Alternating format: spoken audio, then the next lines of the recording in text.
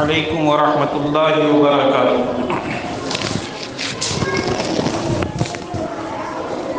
نحمده ونصلي على رسوله الكريم، اما بعد، قال الله تعالى: اعوذ باللہ من الشیطان الرجیم، بسم اللہ الرحمن الرحیم۔ ما كان محمد أبا أحد من رجالكم ولكن رسول الله وخاتم النبيين وكان الله بكل شيء عليما۔ صدق الله العظيم۔ وقال النبي صلى الله عليه وسلم: أنا خاتم النبيين لا نبي بعدي، أو كما قال عليه الصلاة والتسليم۔ حضرات علماء کرام، حاضرین جمعہ، میرے بزرگوں اور بھائیوں،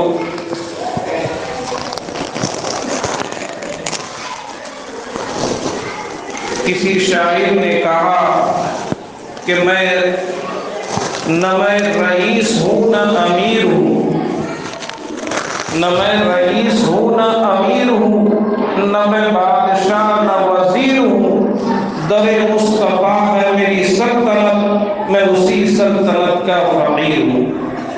در مصطفیٰ ہے میری سلطنت، اسی سلطنت کا میں فقیر ہوں۔ علامہ اقبال نے کہا کہ محمد سے وفا تو نے تو ہم تیرے ہیں، کہ محمد سے وفا تو نے تو ہم تیرے ہیں، یہ جہاں چیز ہے کیا لوح و قلم تیرے ہیں، یہ جہاں چیز ہے کیا لوح و قلم تیرے ہیں۔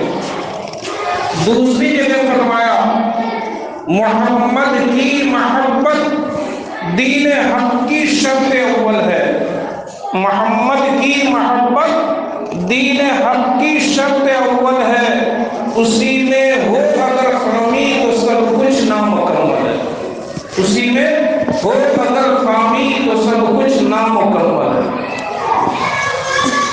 آپ حضرات کو ان اشعار سے اور آیت کریمہ اور حدیث مبارکہ کی تلاوت سے اس بات کا اندازہ ہو گیا ہوگا کہ آج میری بات کا موضوع نبی پاک صلی اللہ علیہ وسلم کی رسالت اور ختم نبوت سے ہے۔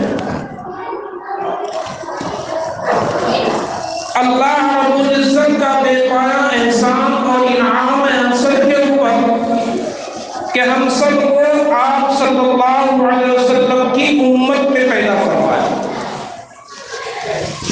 اور نبی پاک صلی اللہ علیہ وسلم کو آخری نبی اور آخری رسول بنایا۔ ہم سب جانتے ہیں کہ نبوت اور رسالت کی ابتدا حضرت آدم علیہ السلام سے ہوئی اور اختتام آپ صلی اللہ علیہ وسلم کی ذات پر۔ آپ صلی اللہ علیہ وسلم ایسے نبی اور ایسے رسول ہیں جن کے رسالت اور نبوت کی گواہی انسان تو کیا جانور نے بھی دیا۔ ایک کتاب ہے البدایہ والنہایہ، عربی میں ہے، اس کا ترجمہ ہے تاریخ ابن کثیر، بہت مستند کتاب ہے۔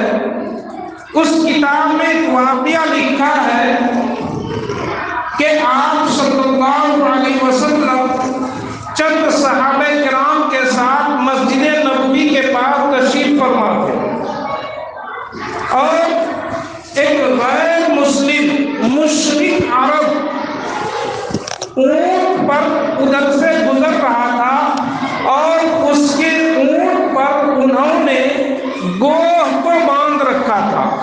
گوہ جو ہم سب جانتے ہیں کہ کھیت کھلیان میں پایا جاتا ہے، چھپکلی کی شکل کا ہوتا ہے، موٹا تازہ ہوتا ہے، جس کو اپنی زبان میں بگ گو بھی بولتے ہیں۔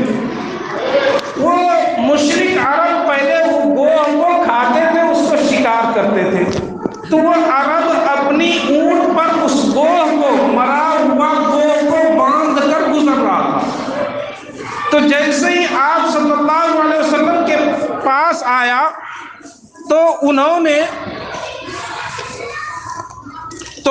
نے آواز میں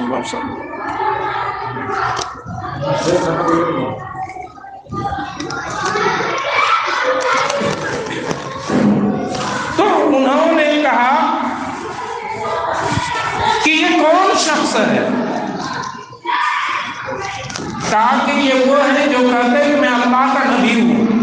تو انہوں نے ڈائریکٹ سوال کیا آپ صلی اللہ علیہ وسلم سے، انت الذی تقول انا نبی اللہ، آپ وہی ہے جو اپنے آپ کو اللہ کا نبی کہتے ہیں؟ اللہ کے نبی صلی اللہ علیہ وسلم نے فرمایا انا رسول اللہ، میں اللہ کا رسول ہوں۔ اس دیہاتی نے کہا کہ وہ گوہ کو اس نے کھولا اپنے اونٹ سے اور ایسے لٹکایا، اور اس نے کہا کہ اگر یہ مرا ہوا گوہ آپ کی گواہی دے دے کہ آپ اللہ کے نبی اللہ کا رسول ہے تو میں آپ کو رسول مان لوں گا، ورنہ میں نہیں مانوں۔ ہم سب جانتے ہیں کہ مرا ہوا کوئی انسان نہیں بولتا ہے، مری ہوئی کوئی چیز نہیں بولتی ہے، تو وہ گوہ کیسے بولے گا؟ لیکن چونکہ اللہ کے نبی صلی اللہ علیہ وسلم آخری نبی ہے اور ان کا معجزہ بھی تمام انبیاء کرام کے معجزوں سے بڑا معجزہ ہے، اللہ کے نبی صلی اللہ علیہ وسلم نے فرمایا یا ضب، عربی میں گوہ کو کہتے ہیں ضب، زاد با، اللہ کے نبی نے فرمایا یا ضب، اے گوہ۔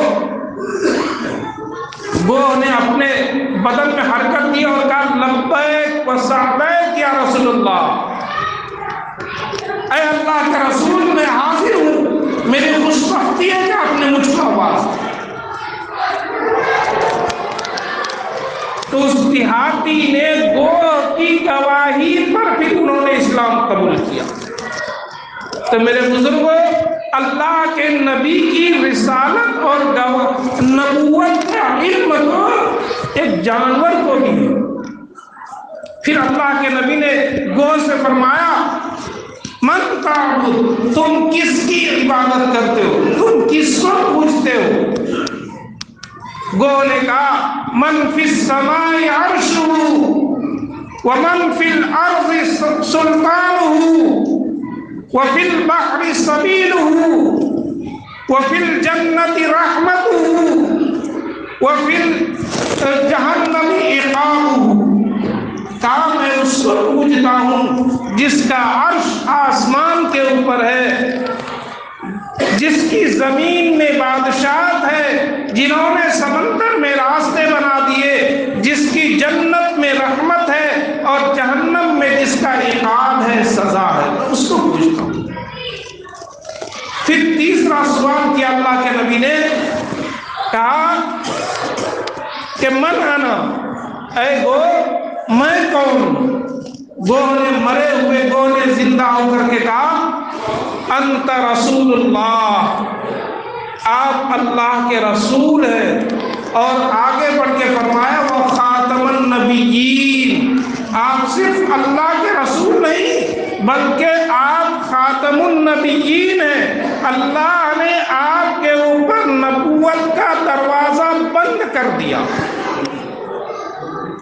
خود اللہ کے نبی صلی اللہ علیہ وسلم جب گھر سے ایک مرتبہ نکلے تو تاریخ سے جو واقف ہے وہ جانتے ہیں کہ عرب میں ایک پہلوان تھا جس کا نام تھا رکانہ، جس کا نام تھا رکانہ۔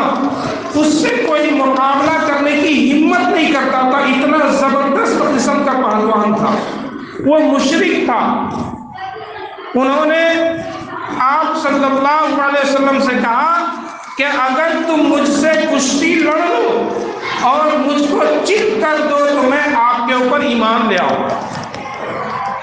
حضرت بلال حبشی رضی اللہ تعالیٰ عنہ فرماتے ہیں کہ آپ صلی اللہ علیہ وسلم کے ہاتھ اور پورے جسم روئی سے زیادہ نرم، روئی سے زیادہ نرم اور کستوری سے زیادہ خوشبودار، یہاں تک کہ آپ صلی اللہ علیہ وسلم کے جسم اطہر پر مکھی نہیں بیٹھتی تھی، جیسے ہم لوگوں کے جسم پر مکھی بیٹھتی ہے نا، آپ صلی اللہ علیہ وسلم کے جسم پر مکھی تک نہیں بیٹھتی تھی۔ اتنے نرم و نازک نبی تھے ہمارے۔ اللہ کے نبی صلی اللہ علیہ وسلم نے آستین چڑھا لی اور رکانہ سے مقابلہ کیا۔ شروع میں رکانہ کو ذرا دوڑ کھیلنے کا موقع دیا، وہ جب دوڑ بھاگ کر رہا تھا تو نبی پاک صلی اللہ علیہ وسلم مسکرا رہے تھے، اور آپ صلی اللہ علیہ وسلم نے ان کو ایسے دھکا دیا، بازو پکڑا اور دھکا دیا تو چت ہو گئی، اور جب وہ گر گیا تو اللہ کے نبی نے پھر اس کو بازو سے پکڑا اور کھڑا کیا، کہا کہ میں نبی صرف گرانے نہیں بلکہ گرتوں کو اٹھانے کے لیے میں آیا ہوں۔ کسی شاعر نے کہا کہ نشہ پلا کے گرانا تو سب کو آتا ہے، نشہ پلا کے گرانا تو سب کو آتا ہے، مزہ تو تب ہے کہ گرتوں کو تھام لے ساقی۔ جب ایک مرتبہ گر گیا تو اس نے کھڑا ہوا اور کہا کہ نہیں میں تو ابھی سنبھلا نہیں تھا، میں تو ابھی سنبھلا نہیں تھا۔ کہا کوئی بات نہیں، دوبارہ اور کشتی لڑ لیتے ہیں۔ آپ صلی اللہ علیہ وسلم دوبارہ ان سے کشتی لڑے، پھر دوبارہ ان کو چت کر دیا۔ پھر اس نے کہا کہ نہیں ابھی تو میں تیار نہیں ہوا تھا، وہ جھوٹ بولنے لگا، بہانہ بنانے لگا۔ آپ صلی اللہ علیہ وسلم نے کہا ابھی بھی وقت گزرا نہیں ہے، آؤ ابھی تیسری مرتبہ لڑ لیتے ہیں تم سے۔ جب تیسری مرتبہ جب وہ مقابلے میں آیا رکانہ پہلوان، تو آپ صلی اللہ علیہ وسلم نے اپنے دست مبارک سے اپنے دونوں ہاتھوں سے ایسے اس کو اٹھایا اور ایسے اٹھا دیا اور اٹھا کے پھڑان سے اس کو زمین پہ مار دیا۔ جب وہ گرا تو پھر اٹھتا ہوا جب اس نے لا الہ الا اللہ محمد رسول اللہ کلمہ پڑھا، تو یہ تھا ہمارے نبی کا معجزہ۔ ایسے معجزات اللہ تعالیٰ نے نبی پاک صلی اللہ علیہ وسلم کو دیا تھا اور نوازا تھا کہ انسان تو انسان، جانوروں نے بھی آپ کے اوپر ایمان لیا، لیکن کچھ بدبخت اور کمبخت اور پاگل قسم کے انسان ایسے ہیں جنہوں نے اپنے آپ کو نبوت کا دعویٰ کر دیا، اپنے آپ کو اللہ کا نبی کہہ دیا۔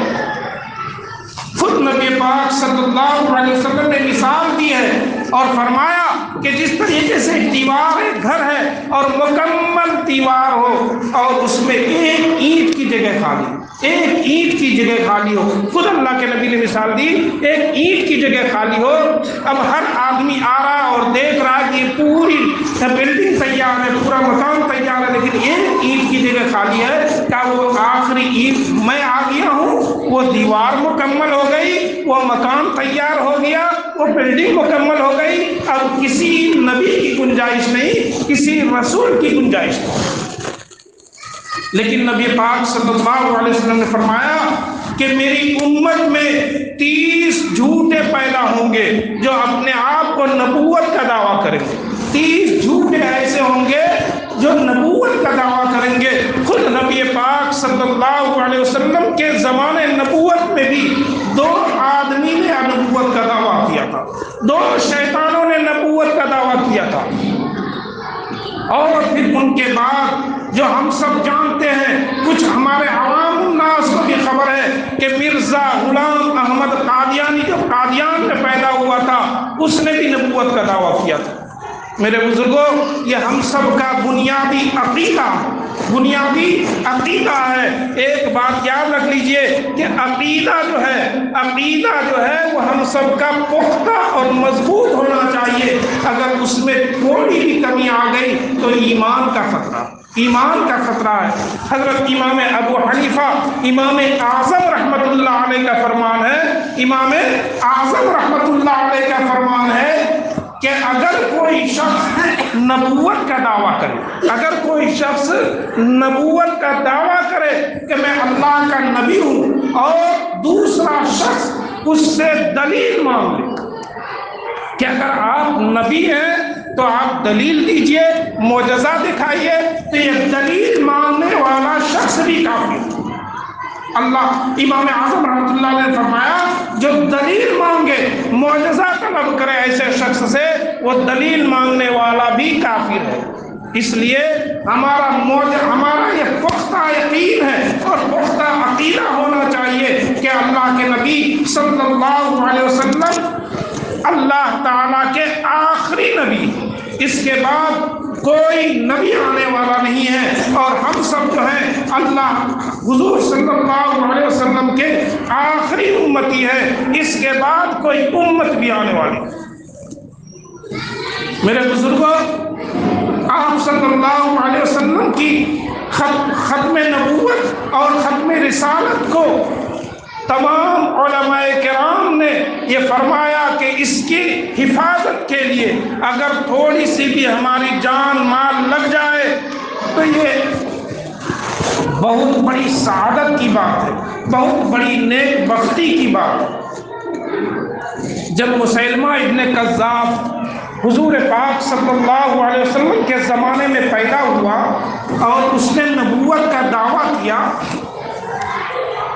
اور اس کی عمر 150 سال ہوئی تھی،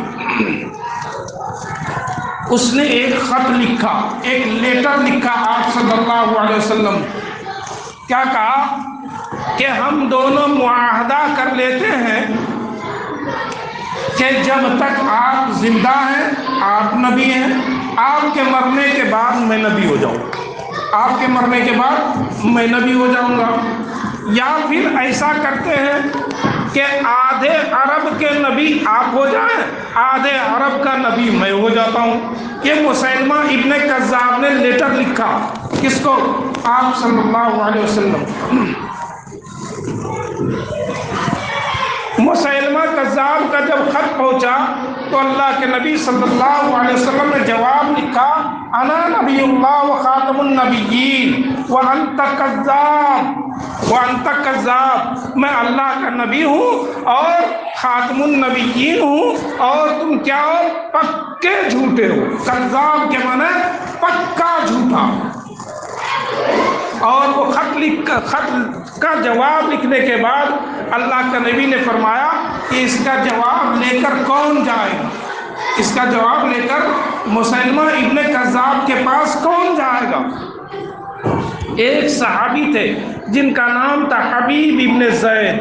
حبیب ابن زید عرب میں کھجور کھا رہے تھے اور آ رہے تھے ادھر سے۔ اس نے کہا حضور میں جاؤں، بتائیے جان کا خطرہ ہے۔